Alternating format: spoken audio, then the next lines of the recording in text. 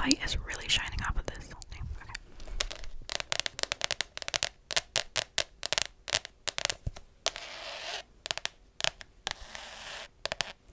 And the second one is going to be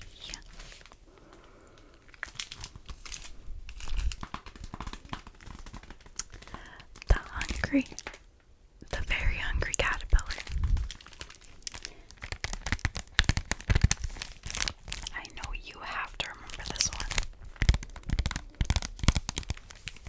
Everyone read this as a kid. The very hungry caterpillar, caterpillar.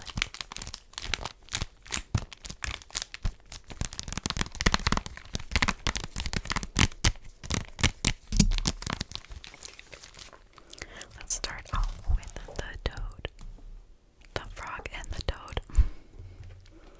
So get comfy, get all snuggled up. Make sure you have a glass of water by your bed and you are all toasty.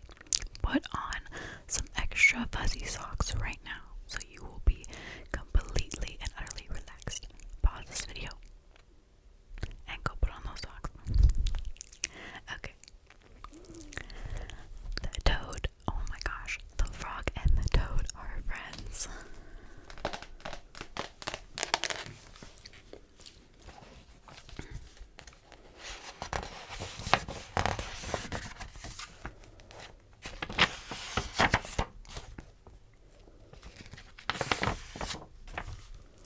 Spring. Frog ran up the path to Toad's house. He knocked on the front door. There was no answer. Toad, Toad, shouted Frog. Wake up, it's spring. Blah, said a voice from inside the house. Toad, Toad, he cried Frog. The sun is shining, the snow is melting, wake up. I am not here, said the voice.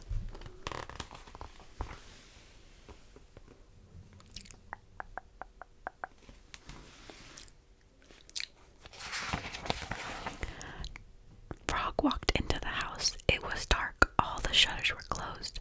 Toad, where are you? Called Frog. Go away, said the voice from a corner of the room. Toad was lying on the floor. He pulled the covers up over his head. Frog pushed Toad out of bed. He pushed him out of the house and onto the front porch. Toad blinked into the bright sun. Help, said Toad. I can't see anything.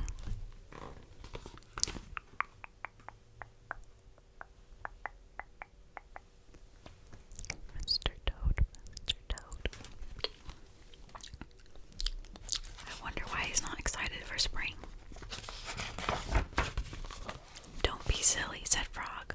What you see is the clear, warm light of April, and it means that we can begin a whole new year together, Toad. Think of it, said Frog. We will skip through the meadows and run through the woods and swim through the river. In the evenings, we will sit right here on this front porch and count the stars. You can count them, Frog, said Toad. I will be too tired. I am going back to bed.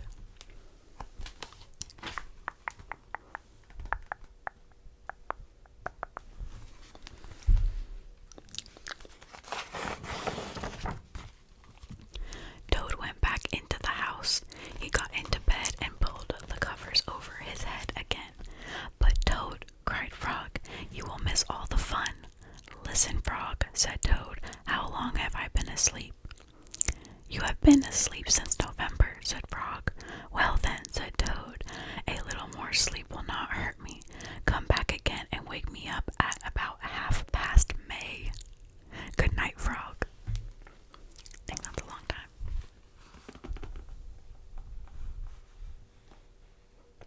Mr. Toad.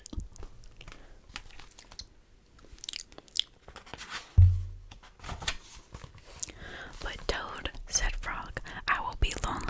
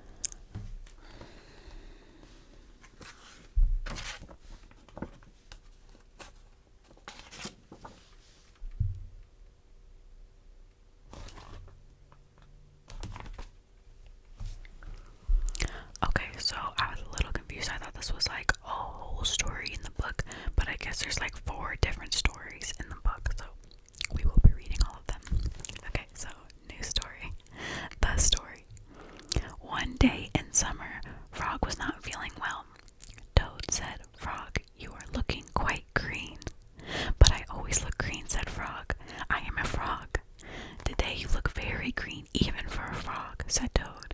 Get into my bed and rest. Toad made Frog a cup of hot tea. Frog drank the tea and then he said, "Tell me a story while I am resting."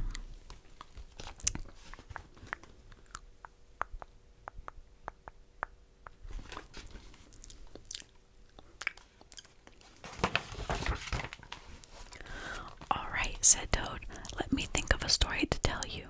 Toad thought and thought, but he could not think of a story to tell Frog. "I will go out on the front porch and walk up and down," said Toad. "Perhaps that will help me to think of a story." Toad walked up and down on the porch for a long time, but he could not think of a story to tell Frog.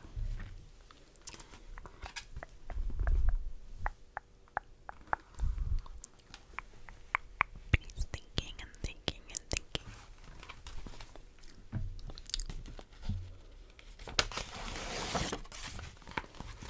Then Toad went into the house and stood on his head. "Why are you standing on your head?" asked Frog. "I hope that if I stand on my head, it will help me think of a story," said Toad. Toad stood on his head for a long time, but he could not think of a story to tell Frog.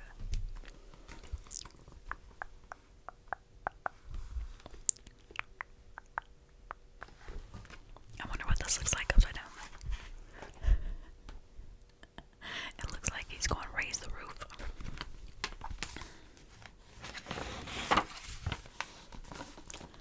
Then Toad poured a glass of water over his head. "Why are you pouring water over your head?" asked Frog. "I hope that if I pour water over my head, it will help me to think of a story," said Toad. Toad poured many glasses of water over his head, but he could not think of a story to tell Frog.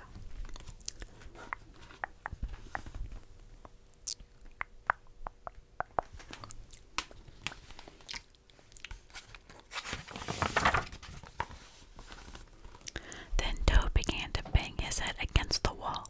"Why are you banging your head against the wall?" asked Frog. "I hope that if I bang my head against the wall hard enough, it will help me to think of a story." "Story," said Toad. There he is, banging his head, and he's getting dizzy.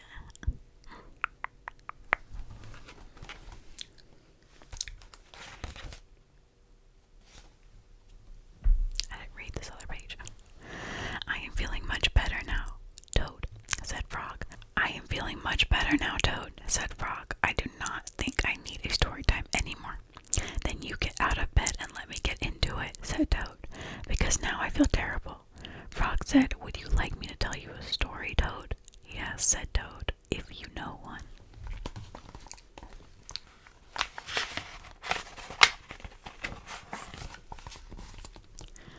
"Once upon a time," said Frog, "there were two good friends, a frog and a toad.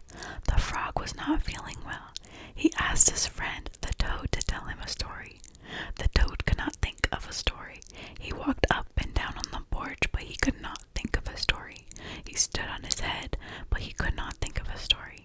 He poured water over his head, but he could not think of a story. He banged his head against the wall, but he could not think of a story." Then the toad did not feel so well, and the frog was feeling better. So the toad went into the bed, and the frog got up and told him a story. The end. "How was that, Toad?" said Frog. But the toad did not answer. He had fallen asleep. What a good original story. Toad sleeping just like you will be in a little bit.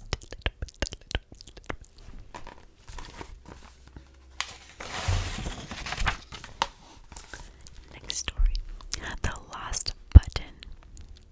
Toad and the frog went for a long walk. They walked across a large meadow. They walked in the woods. They walked along the river. At last they went back home to Toad's house. "Oh, drat," said Toad. "Not only do my feet hurt, but I have lost one of my buttons on my jacket."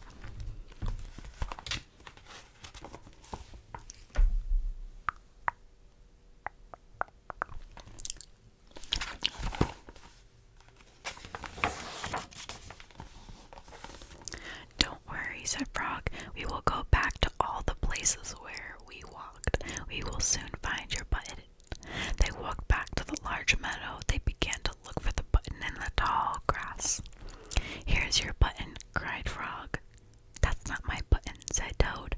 That button is black. My button is white. Toad put the black button in his pocket.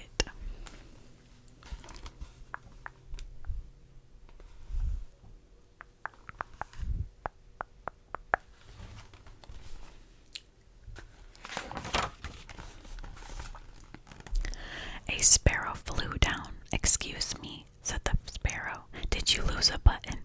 I found one. That is not my button, said Toad. That button has 2 holes. My button has 4. Toad put the button with the 2 holes in his pocket.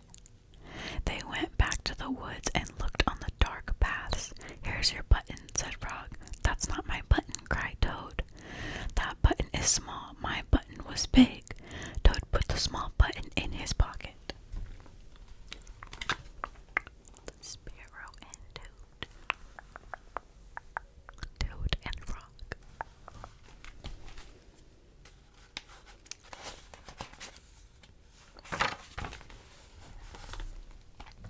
A raccoon came out from behind the tree. I heard that you were looking for a button, he said.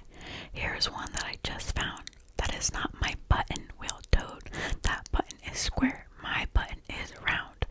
Toad put the square button in his pocket. Frog and Toad went back to the river. They looked for the button in the mud. Here's your button, said Frog. That's not my button, shouted Toad. That button is thin. My button was thick. I didn't know that there was that many buttons in the meadow.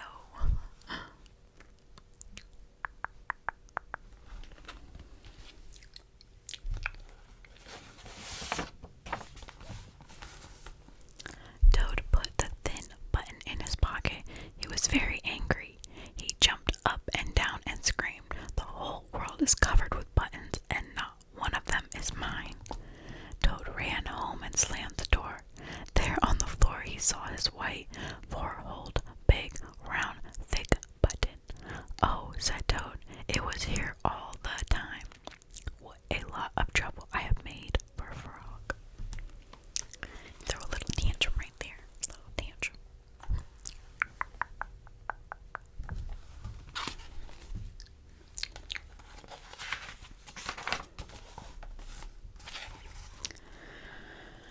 Toad took all the buttons out of his pocket. He took his sewing box down from the shelf.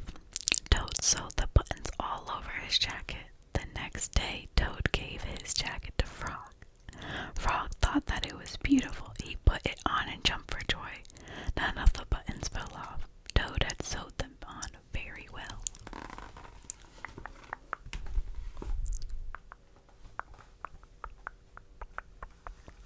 That is actually a very cute jacket.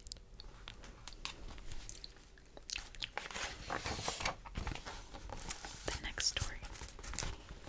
A swim. Toad and Frog went down to the river. "What a day for a swim," said Frog. "Yes," said Toad. "I will go behind these rocks and put on my bathing suit." "I don't wear a bathing suit," said Frog. "Well, I do," said Toad. "After I put on my bathing suit, you must not look at me until I get into the water." I didn't know that frogs had such big insecurities.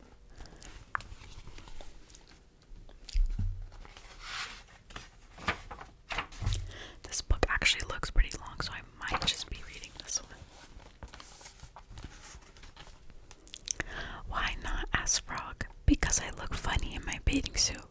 "That is why," said Toad. Frog closed his eyes when Toad came out from behind the rocks. Toad was wearing his bathing suit. "Don't peek," he said. Frog and Toad jumped into the water. They swam all afternoon.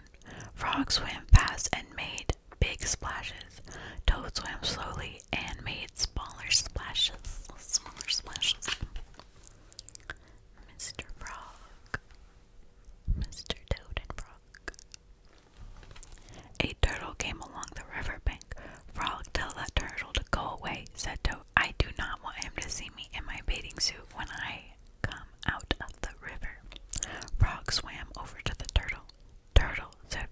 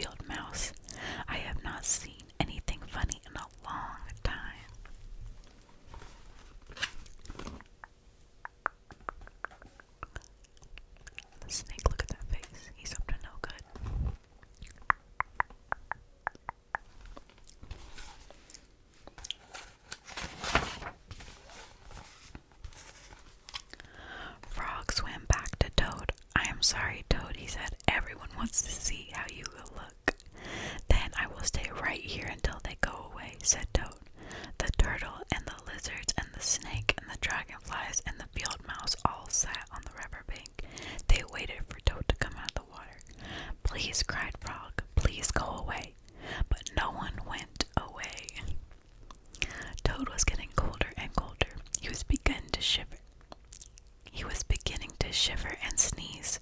I will have to come out of the water, said Toad. I'm catching a cold.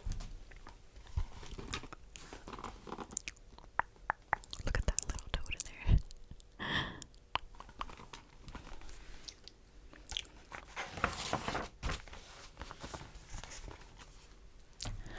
Toad climbed out of the river water.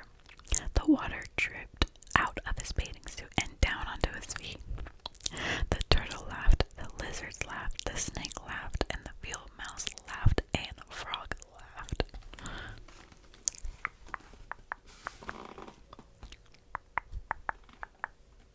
I guess he does look a little funny.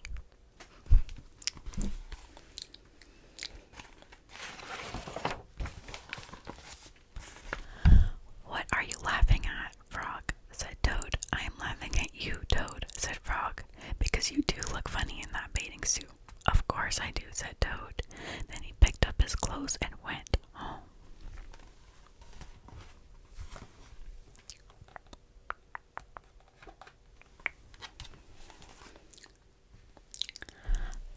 The story is ended. Next story. The letter. Toad was sitting on his front porch. Frog came along and said, "What is the matter?" said Toad. "You looking sad."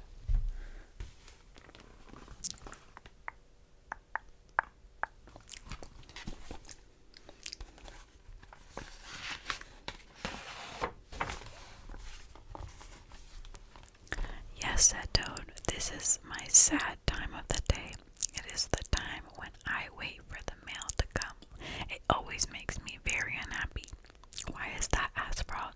"Because I never get any mail," said Toad. "Not ever?" asked Frog. "No, never," said Toad.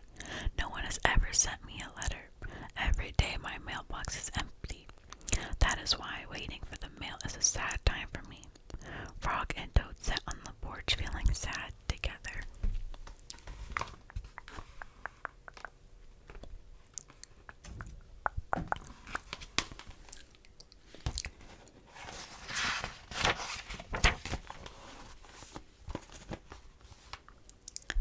Then Frog said, "I have to go home now, Toad.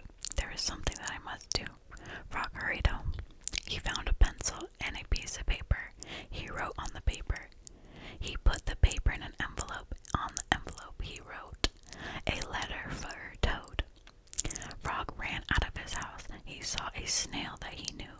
"Snail," said Frog, "please take this letter to Toad's house and put it in his mailbox." "Sure," said the snail, "right away." I wonder what he wrote in that letter.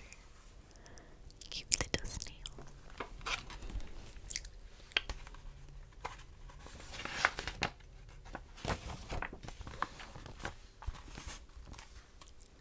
Then Frog ran back to Toad's house. Toad was in bed taking a nap. "Toad," said Frog, "I think you should get up and wait for the mail some more." "No," said Toad, "I am tired of waiting for the mail." Frog looked out the window at Toad's mailbox. The snail was not there yet. "Toad," said Frog, "you never know when someone may send you a letter." "No, no," said Toad, "I do not think anyone will ever send me a letter."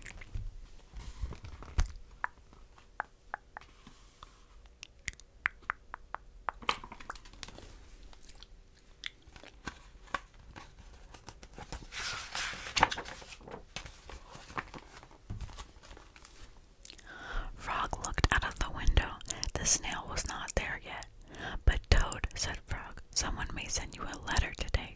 "Don't be silly," said Toad. "No one has ever sent me a letter before, and no one will send me a letter today." Frog looked out the window. The snail was still not there yet. "Frog, why do you keep looking out the window?" asked Toad. "Because now I am waiting for the mail," said Frog. "But there will not be any," said Toad. I wonder what's holding up the snail.